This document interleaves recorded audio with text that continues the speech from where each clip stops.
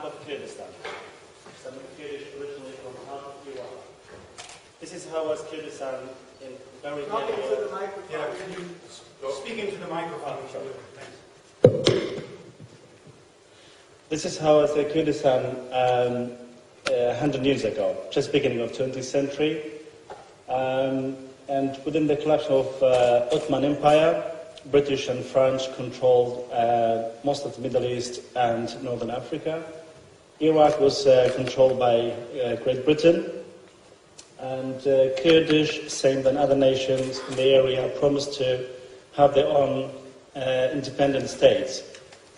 In 1923, we promised to have the state, but in 1926, in the city of Lausanne, within their decision, they drew the line to divide the country for 4 to 5 parts, which, as you see in the map, part of Iran, part of Iraq, part of Syria, part of Turkey, and a small part of Armenia, which is a kind of population between 30 to 40 million people.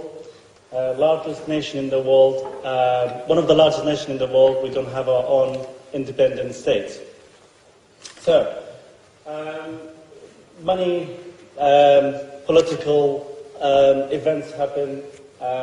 Just briefly, in the middle of the 6th century, in part of Iran, Republic of Mahabad is one of the well-known city in the area, got independent for 9 months, supported by the Soviet, and after that, with an agreement between the Iran government and Soviet, they give up on the Kurds, and the president of the Republic of Mahabad executed by the Iranian government. And then after that, after 50s until 75, was a revolution in northern Iraq, which is the Kurdistan Iraq, and this is also been destroyed within the agreements between America, led by Kissinger, and Saddam Hussein and Shah of Iran. So we have a popular saying among the Kurds. We say our only friend is the mountains. So as far as I'm concerned with our history, but in recent years, after 1991, with the first Gulf War and the second Gulf War, Iraqi Kurdistan developed so fast. Now we have our own parliament, our own army and president, prime ministers, well, fortunately, very high economy, which is the most of the part of the world suffering from the economy. So it's a promising and it's growing so fast. And I'm personally from Kirkuk, one of the cities. Is out of Kurdish regional government control. It's still part of Iraq officially, but is recognized as a Kurdistan regional government of the Kurdistan region. So I live in Kirkuk city, which is the 7% of the world oil come out from that city. Also, I haven't seen it for 20 years. And this is just a brief sort of kind of historical information for what I come from. And just briefly to say that personally I'm an artist. I do performance and installation experimental music, just to introduce myself. And then I'm a curator. So I lived in Kirkuk in 1991 until 1999. Personally, as my personal background point of view, 90% of my family has executed by Saddam Hussein regime in operations called Anfal in 1988, which is 182,000 Kurdish people killed, and most of them buried alive. And the same things happened in the city of Halabja, you might have heard of it, was attacked by the chemical weapon in 1988, which is within a few minutes, 5,000 innocent people lost their life. So, coming back to what I have done in terms of culture, first of all, I would love to introduce you to some of the work I have curated as my organization.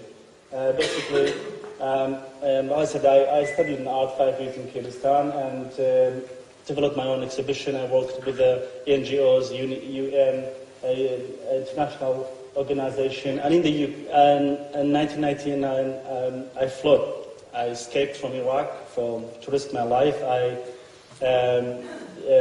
traveled to a known destination, so I found myself in the United Kingdom as a refugee.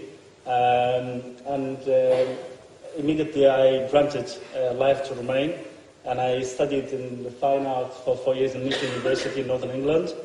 And then I did a diploma in media, and then developed dance group, music group, and finally I established Art Roll, and I practiced as an artist for interview. And in 2005 I became a British citizen, so I have a GU citizen, Iraqi and British. That's why if I want to go to Iran, I use my Iraqi passport. If I want to come to Europe, I can use my British passport. So privileged in that point. Right. Art Roll is an organization who is a contemporary art organization develop international culture with Middle East.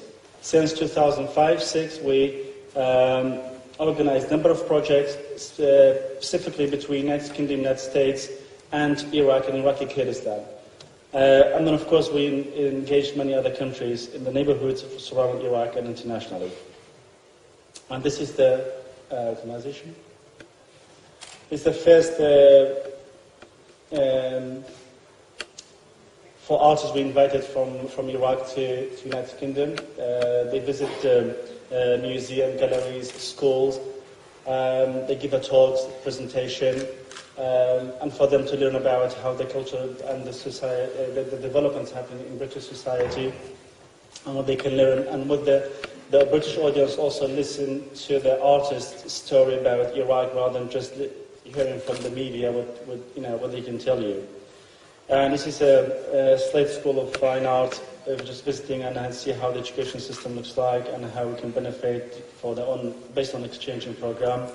And this is the Life Art Development Agency, and you can see this number of the places. And then we went to Yorkshire Sculpture Park in Northern England, one of the most wonderful open space. And we give talks in different, the artists and the academies. They talk about the backgrounds and the history of the area, the political situation in Iraq. And we did some experimental Kurdish English music. And then, so you can see just a brief introduction. And then, in 2009, we took a number of American and British artists and academics to Iraqi Kurdistan. This is a British embassy, British consulate, and some of the officials in the region and the parliaments we visit. And this is an Institute of Fine Art. Two of our guests give the talks about how the art education system works in the UK. And then we took a donation of books and DVDs and all sorts of different things to the students. And there's a Claire Charlie, she's a performance artist. We did a collaborative performance in the city of Erbil together. And there's a city of Suleymaniye. It's a small gallery. So one of the artists made his basement to become a small gallery, because we have a lack of gallery and museum in the region. And this is Citadel of Erbil, the capital city where I'm based at the moment. This is a tour of the artists, just to see this Erbil College of Fine Art. This was international trade fair, so it was an opportunity for artists and the visitors to see what's happening in the region, just to see how it developed in the region. And this is a Kurdish parliament. And this is to the historical side. Of course, Kurdistan, Iraq Kurdistan is the area which is used to be a Mesopotamian civilization, space there, and it's a lot of historical sites. So just a couple of caves and also visit with the nature. And there's an Institute of Fine Art in the city of Suleymaniye, artists working with different things. And this is a presentation by a British and American artist. Exhibition and residency. So basically, this is the artists who went to the region and came back to the United Kingdom to tell the British public about their visit and their experience in the region. So we did this sort of kind of experimental music performance with Anne Bean, Richard Wilson, Chris Gladwin, and myself. And also in the bottom, this is Susan Maestlers from New York. We did the launch for her book. It's called Kurdistan: The Shadow of History. And after that, we took a same artist back to the region, among them Nancy Buchanan, and that's how I met Eric. She's based in Los Angeles. And so we collaborate with the Ministry of Environment. So the artist did sort of kind of presentation about the role of art and artists within the global warming and the issue of environment, which is very new in the region and basically in the Middle East generally, because people have more other problems, see it as a priority to think about it. And then Anne Bean created a performance with a 20 housewife with the balloon, and the balloons took their dress and floated over the city. And this is the red gel, which I'm going to talk about it later on. This is a donation of books we took to the museum and Institute of Fine Art and different places. And my journey to United States, that's how I met Eric. There's 11th Ann Cultural Center, Collard University, and Outpost for Contemporary Art. And the residency program for 2 artists we invited from the region. One of them explored the city of London, another one explored the English landscape. You can see for 1 month residency, and they went back, so they did a presentation about their journey to their friends and students and others. So the city of Manchester, and we went to Liverpool Biennale. And this is a art and culture festival, which is I organized it, one of the major first festival for 20 years. And I'm going to talk about this later on because it's related to one of my work. And then last year in April, we organized the exhibition with Connor House in Manchester. We brought 19 Iraqi artists' artwork shipped from the region all the way to Manchester. So for the first time, having a real Iraqi artist artwork shown to the public in the UK. So just to give you a glimpse of idea about the type of the show. And then, of course, included some presentation and talks by some of the artists and writers who involved with Middle East and Iraq. And also, it was we collaborated with FACT, was a My War project happening there. So myself and Samir Al-Yusufi with Adelet, Ashari, Israel, Palestine, and myself, we did a symposium. We talked about our experience with war and our view of war. And this is the Chicago conference I went last year. TCG conference was amazing experience for me to be part of this wonderful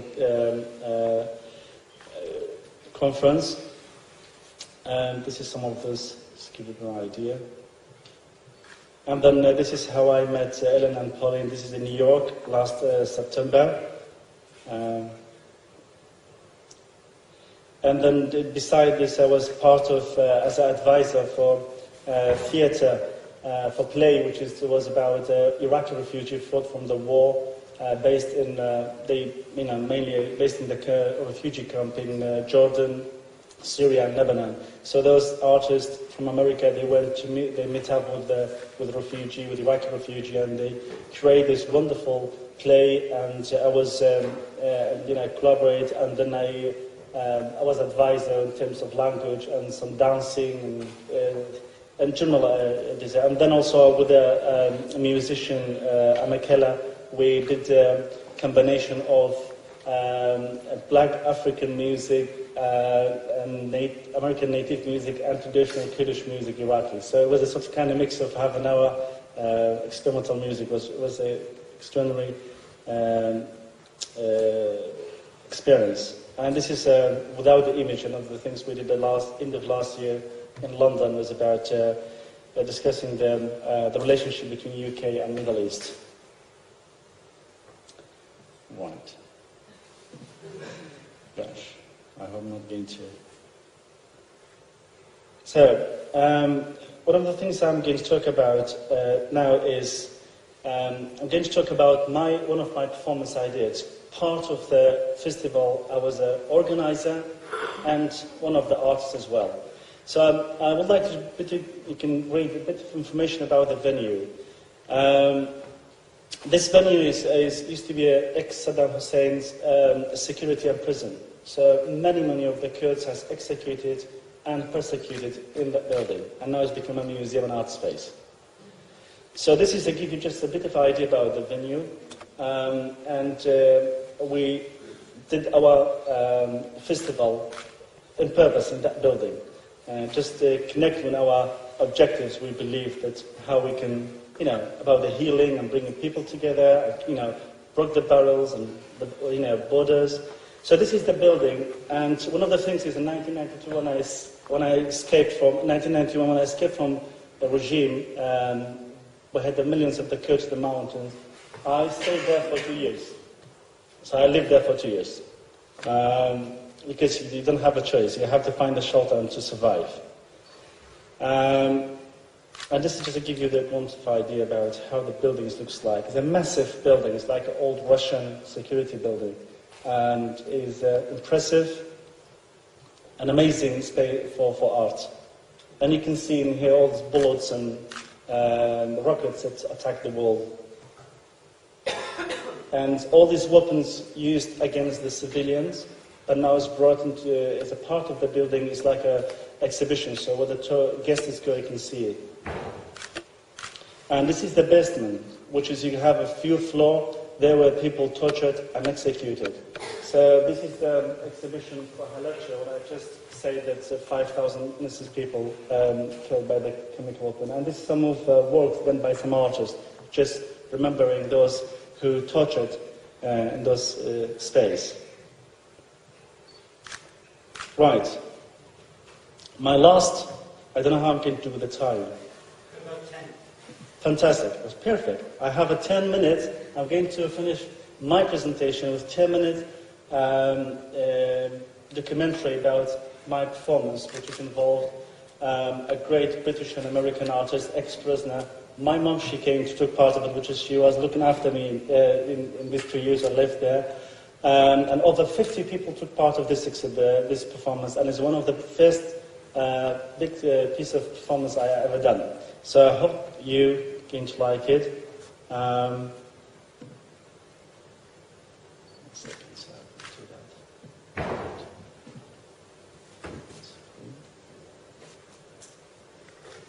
And the light, just take the light off, it'll be really bright.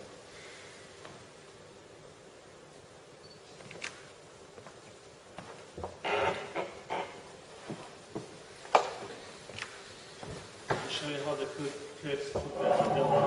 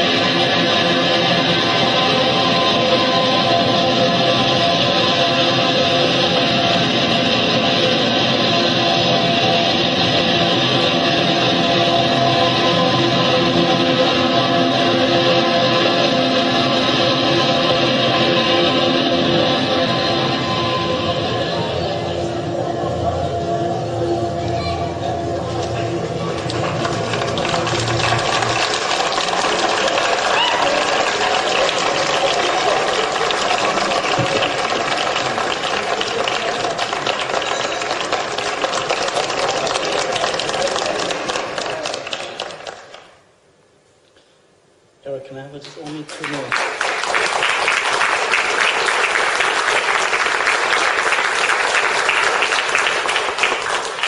Just 2 minutes, I forget to introduce the festival. It's very related to this conference. Forgive me, I guess I forget.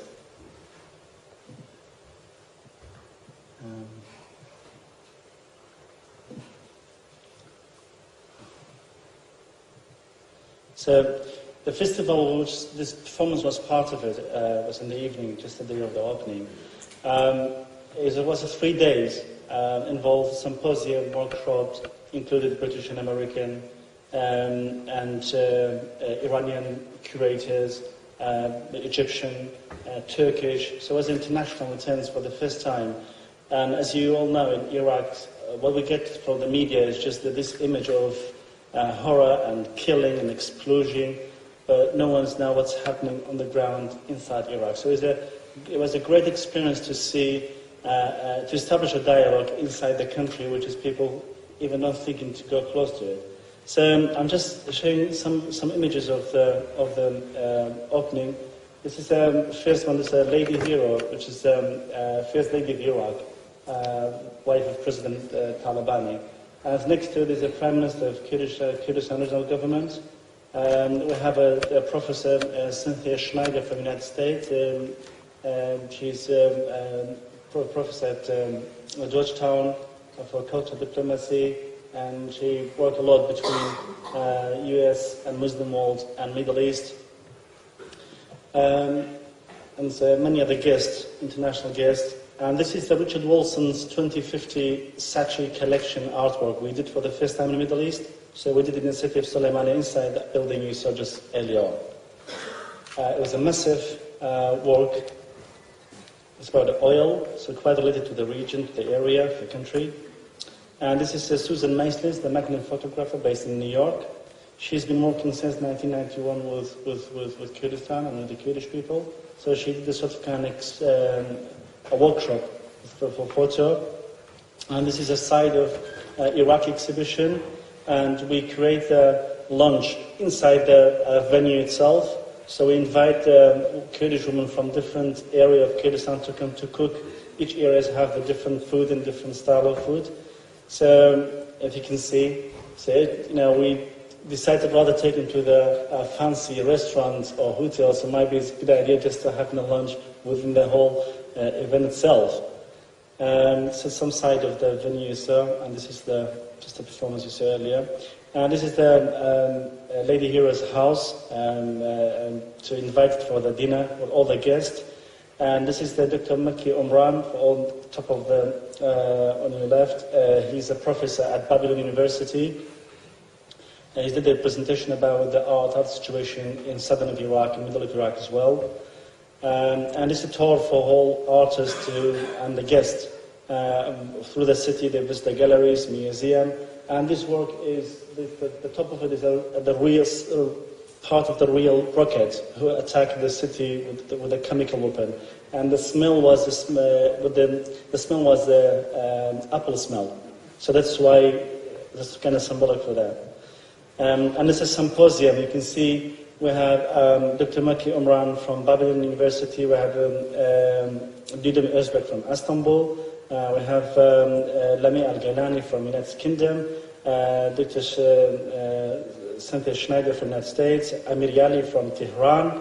It was a symposium and discussed how we can rebuild the country, how we can help each other, not just across Iraq, within the neighborhood country as well. So it was a sort of 3 hours of a really, really powerful discussion, and with a wonderful audience as well.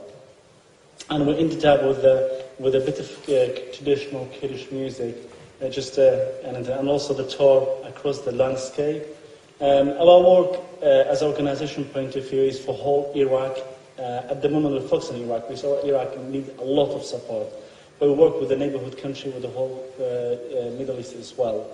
And the last things I'm going to say that I feel privileged that all the things personally I have been through and never teach me to know what the hate and revenge are. What I learned from it is how can to be a human. I respect others as a human. So I don't care who's doesn't make a language. So whatever you are from, it's not my problem. We are all human and we can work together. This is the main thing I learned from all these things I have been through personally, and I find what I'm doing, and I said, Eric earlier on, I can be everywhere, and I love what I'm doing, and I think it's important what we do. And again, thank you ever so much for your time and for having me.